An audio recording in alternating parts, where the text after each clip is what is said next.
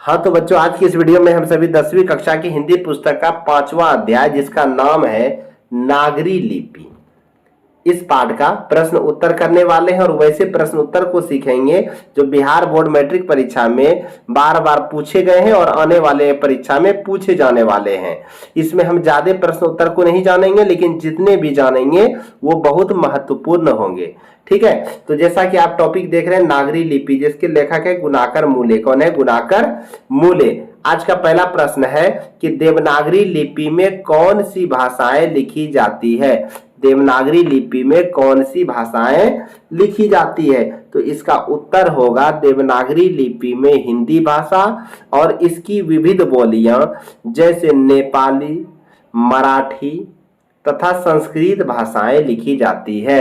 देवनागरी लिपि में कौन सी भाषा लिखी जाती है? तो देवनागरी लिपि में हिंदी भाषा और इसकी विविध बोलियां जैसे नेपाली, मराठी तथा संस्कृत भाषा लिखी जाती है। अब हम लोग देखते हैं दूसरा प्रश्न क्या कहता है। प्रश्न नंबर 2 है कि देवनागरी लिपि के अक्षरों में स्थिरता कैसे आई? देवनागरी लिपि के अक्षरों में स्थिरता कैसे आई? तो उत्तर होगा जब 2 सदी पहले देवनागरी लिपि के टाइप बने और इसमें पुस्तकें छपने लगी, तब देवनागरी लिपि के अक्षरों में स्थिरता आई। इस जगह क्या होगा? देवनागरी। क्या होगा? देवनागरी। ठीक है, क्या उत्तर होगा? जब 2 सदी पहले देवनागरी लिपि के टाइप बने और इसमें पुस्तकें छपने लगी, तब देवनागरी लिपि के अक्षरों में स्थिरता आई। ठीक, अब हम लोग देखते हैं प्रश्न। लेखक ने पटना से नागरी का क्या संबंध बताया? लेखक ने पटना से नागरी का क्या संबंध बताया? नागरी लिपि का क्या संबंध बताया है? तो इसका उत्तर होगा लेखक के अनुसार नागरी शब्द किसी नगर से संबंधित है। लेखक के अनुसार नागरी शब्द क्या है? किसी नगर से संबंधित है। ठीक है, लेखक के अनुसार नागरी शब्द किसी नगर से संबंधित है। संबंधित था, इस जगह है नहीं होगा। नागरी शब्द किसी नगर से संबंधित था और शायद वह नगर पाटलिपुत्र ही था, जिसकी जानकारी हमें पाद ताडितकम नामक एक नाटक से मिलती है। एक पाद ताडितकम नामक नाटक है जिससे हमें जानकारी मिलती है कि नागरी शब्द की उत्पत्ति किससे हुई है? तो पाटलिपुत्र से हुई है। ठीक है, अब अगला प्रश्न क्या है और लास्ट प्रश्न देखिएगा इस चैप्टर का। देवनागरी लिपि कब एक सार्वदेशिक लिपि थी? देवनागरी लिपि कब एक क्या थी?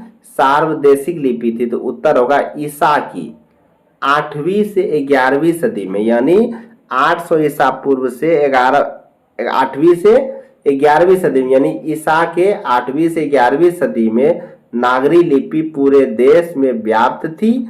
अतः उस समय यह एक सार्वदेशिक लिपि थी। कौन सी लिपि थी? सार्वदेशिक, यानी देश के सभी जगह में लगभग ये फैली थी। अब हम इस चैप्टर के कुछ महत्वपूर्ण बात को जानेंगे जो ऑब्जेक्टिव के रूप में पूछे जाते हैं। ठीक है, पहला क्या है? नेवारी भाषाएं किस लिपि में लिखी जाती है? तो इसका उत्तर हो जाएगा देवनागरी में। नेवारी भाषाएं किस लिपि में लिखी जाती है? तो देवनागरी में। किस में लिखी जाती है?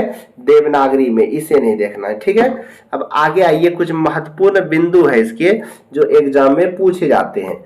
क्या है? तो इसे आपको लिख करके याद कर लेना है कि नागरी लिपि के आरंभिक लेख हमें दक्षिण भारत से मिलते हैं। नागरी लिपि के आरंभिक लेख हमें कहां से मिलते हैं? दक्षिण भारत से मिलते हैं। दूसरा होगा उत्तर भारत से नागरी लिपि के लेख 8वीं सदी से मिलने लगे थे, यानी मिलने लगे थे। कब से? उत्तर भारत से नागरी लिपि के लेख 8वीं सदी से मिलने लगे थे। गुप्तों की राजधानी को देवनगर कहा जाता है। क्या नाम है? गुप्तों की राजधानी। जब गुप्त साम्राज्य होता था तो उसकी राजधानी को क्या कहा जाता था? देवनगर। क्या कहा जाता था? देवनगर। गुप्तों की राजधानी को देवनगर कहा जाता था। और क्या है? बंगला लिपि प्राचीन नागरी लिपि की बहन है। प्रश्न आएगा कि बंगला लिपि क्या है? नागरी लिपि की तो बहन, बंगला लिपि को प्राचीन नागरी लिपि का बहन माना जाता है। क्या माना जाता है? बहन। तो आप इसे सही तरीके से लिख लें और अपने बिहार बोर्ड मैट्रिक परीक्षा में अच्छे से अच्छे अंकों की प्राप्ति कर सकें। धन्यवाद।